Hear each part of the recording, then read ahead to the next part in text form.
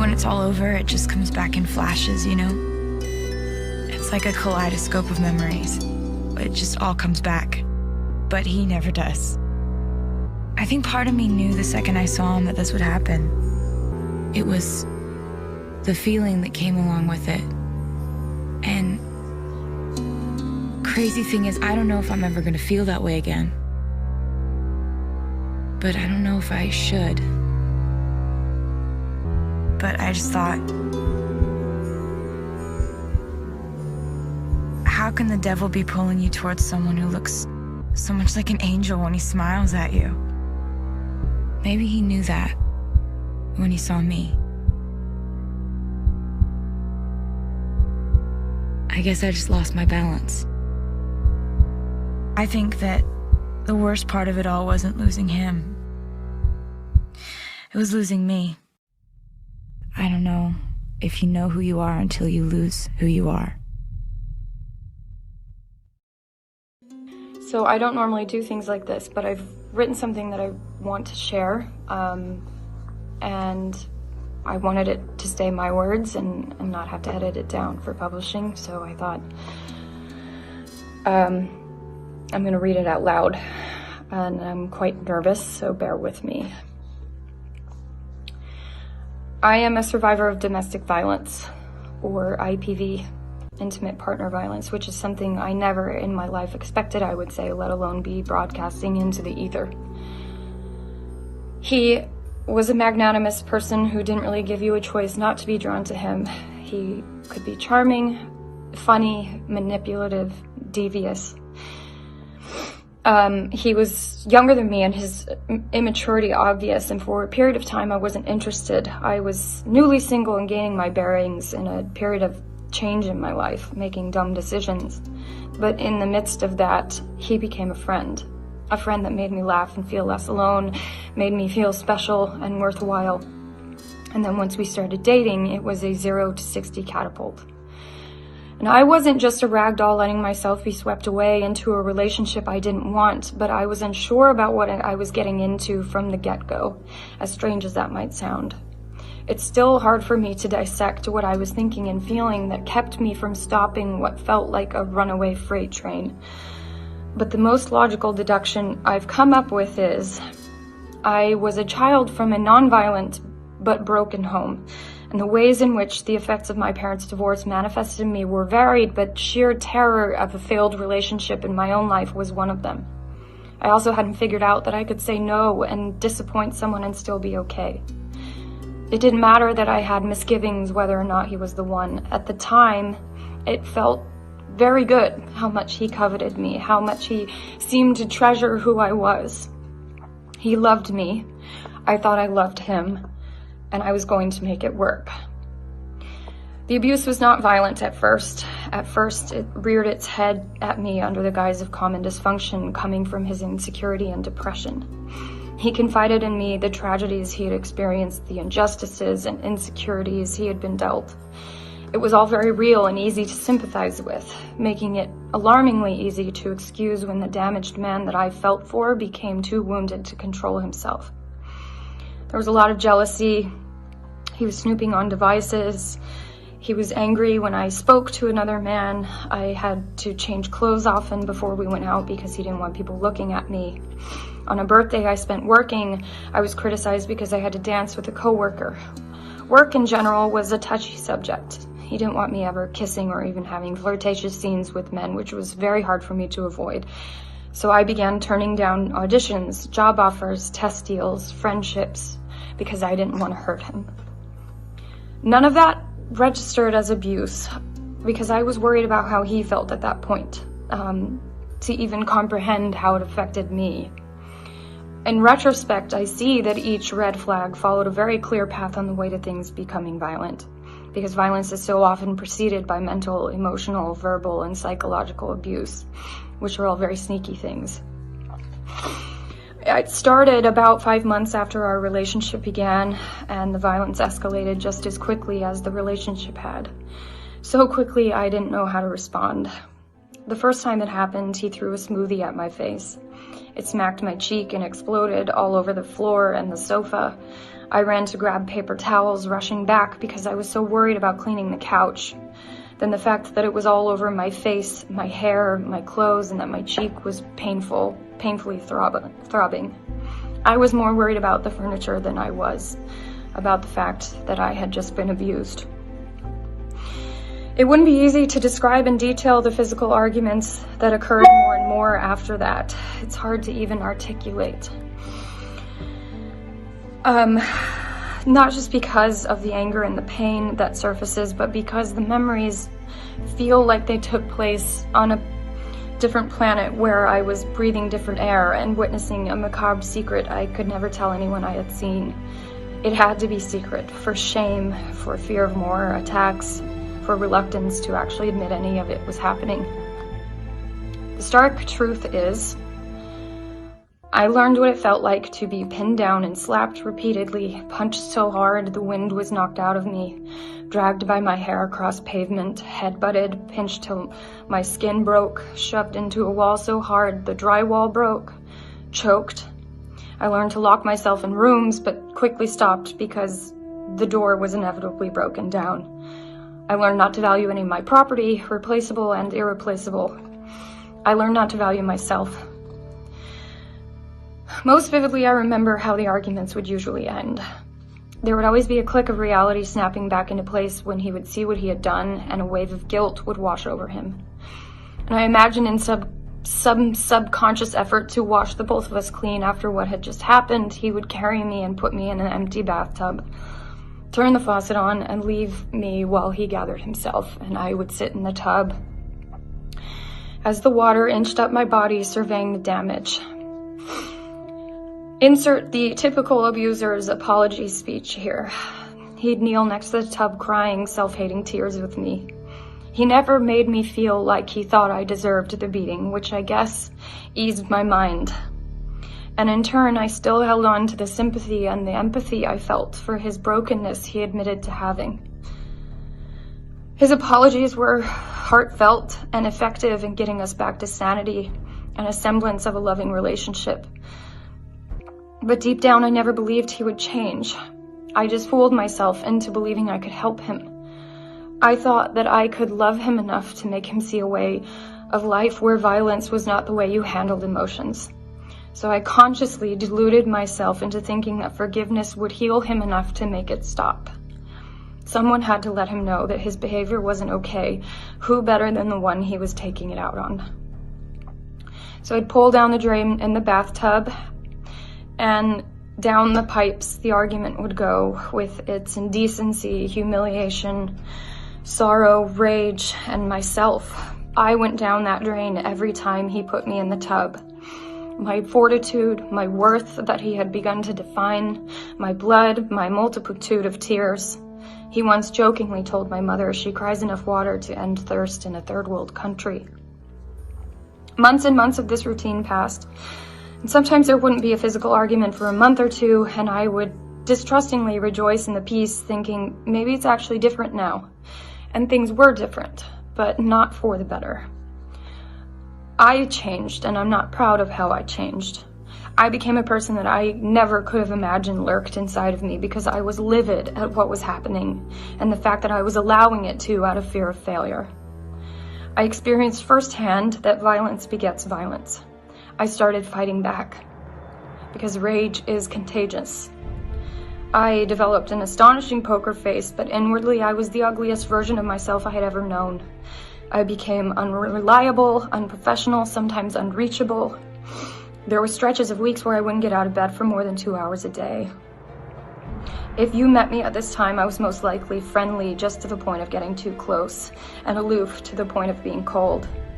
It was as if I split into spinning plates to maintain a false image versus the truth I was living. Another performance of sorts. Melissa in public put on a happy face and purported a healthy life, whereas Melissa at home dropped the veneer and lived a nightmare in the middle of one never-ending dispute, battle wounds and all. To my closest circle, I just plain lied. I made up stories of how bruises and scratches were born.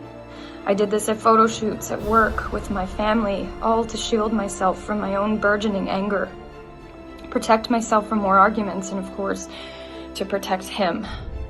I knew how he was treating me was wrong, but I thought the consequences he would suffer if I exposed his behavior outweighed suffering through it.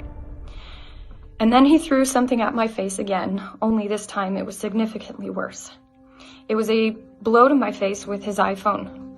The impact tore my iris, nearly ruptured my eyeball, lacerated my skin, and broke my nose. My left eye swelled shut, I had a fat lip, blood was coursing down my face, and I can remember immediately screaming at the top of my lungs. The next morning, I was due to work on reshoots for a film. After it happened, complete stillness blanketed the room. We panicked. He put me in the bath time, but this time that wouldn't be enough. This wasn't going to be easy to hide, let alone fix, and something inside of me broke. This was too far. I couldn't flush this one down with the tug of the drain. We made up a flimsy story together.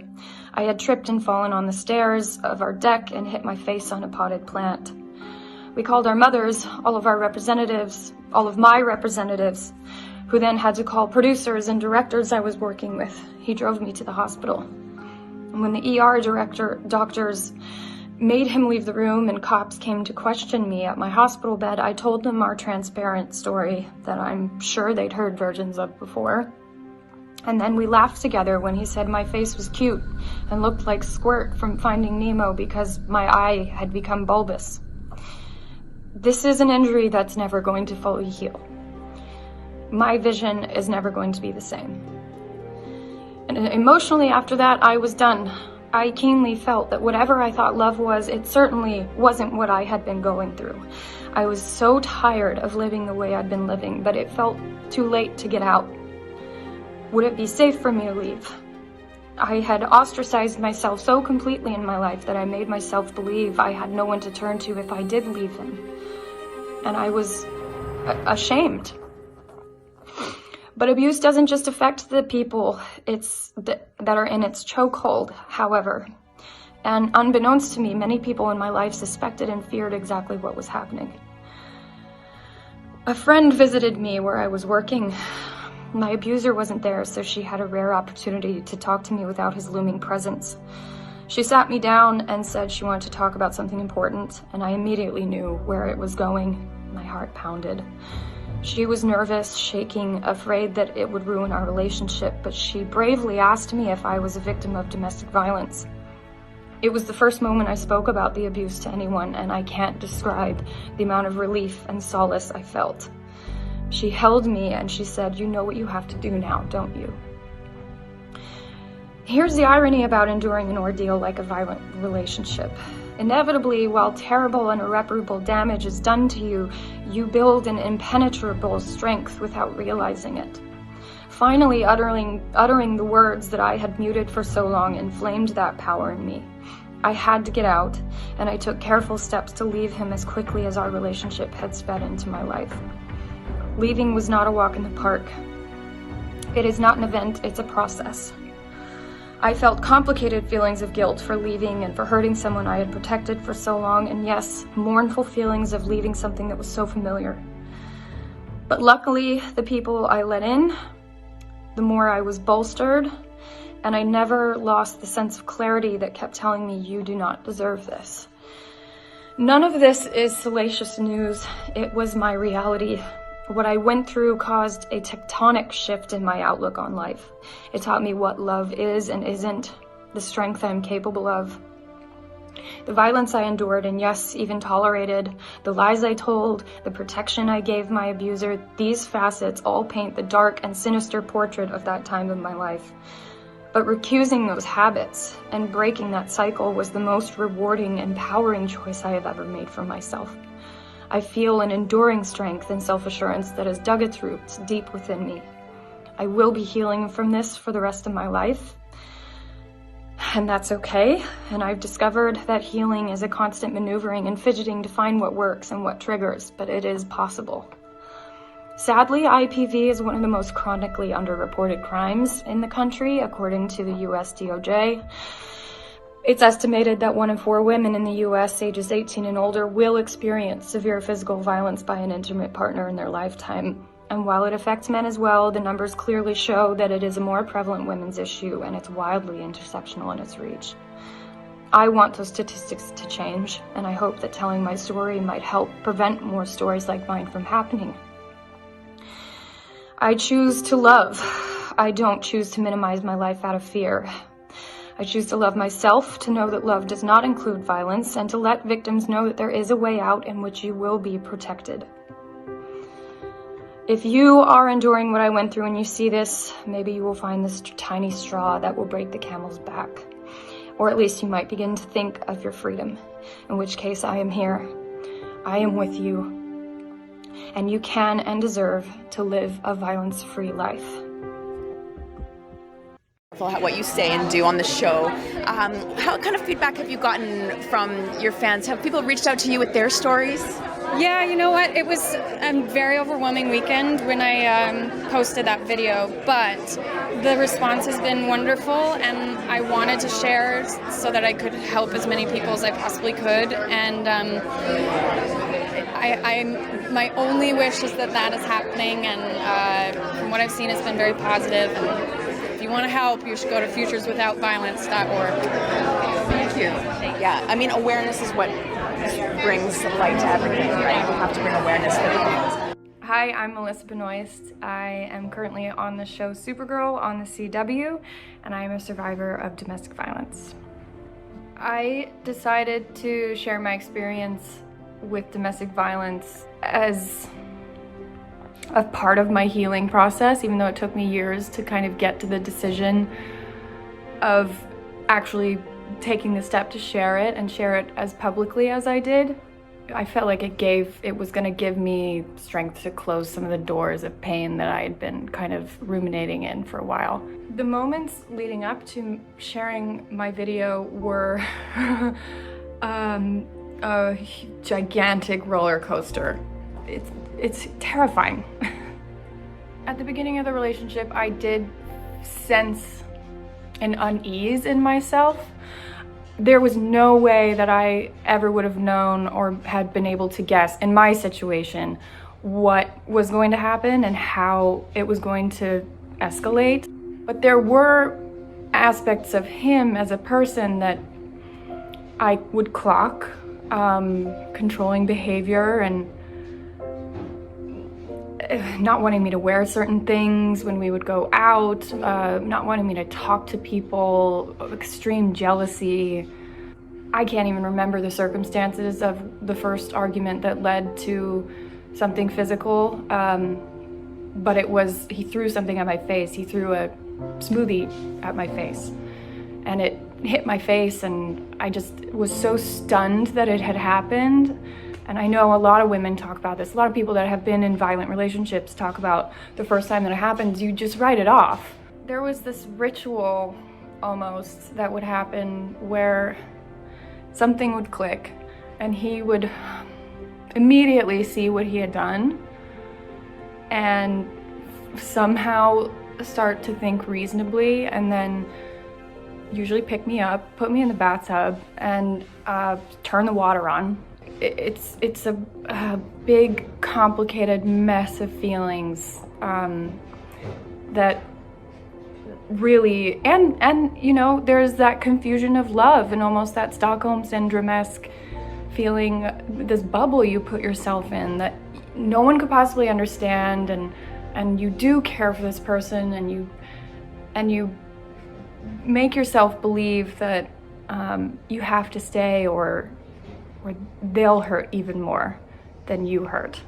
I just made excuse after excuse after excuse. You get into this habit of excusing everything and lying, essentially. I became a very good liar to people that I really loved and had never lied to before. It was a pretty bad injury, and this eye is not going to recover, and my vision is still pretty blurry, and it's very weird in low light, and my pupil was dilated for a really long time after. There were police officers that at the hospital and the doctors had all pulled me aside and made him leave the room, and so many people had asked me, what the origin of the injury was, and I stuck to the story, and I stuck to the story really well. It's one of the bravest things I've ever seen anyone do, and she was terrified to ask me about it. She was shaking and thought our friendship was going to be over, and that because she didn't know if I would get mad at her or lash out or anything, and she just asked me point blank. And it was as if these floodgates opened, and the relief I felt at someone acknowledging it and someone almost giving me a pass, that was the turning point for me. If you know someone that you suspect is going through that, or if you see something, you can do something about it, and it will change someone's life. The healing process was and has been a lot of therapy and a lot of self-reflection and crying and reading, and just I still come up against obstacles, and that's normal, and whenever I do, I cross that bridge when I come to it. Right after I posted my story and my video, it was a lot of people saying I'm a survivor too, and I got out, and I'm a childhood survivor. A parent of mine was, people I'd worked with, and it's so many more people than you realize have experienced some sort of domestic violence. I think I'd want to share with women today that are experiencing it now, especially during this pandemic, that there is help out there. People do care. Just because it might feel like you are more trapped than ever, and like it's worse than it's ever been, but it is possible, and you deserve to have a different life and to find love that doesn't hurt you and that exists.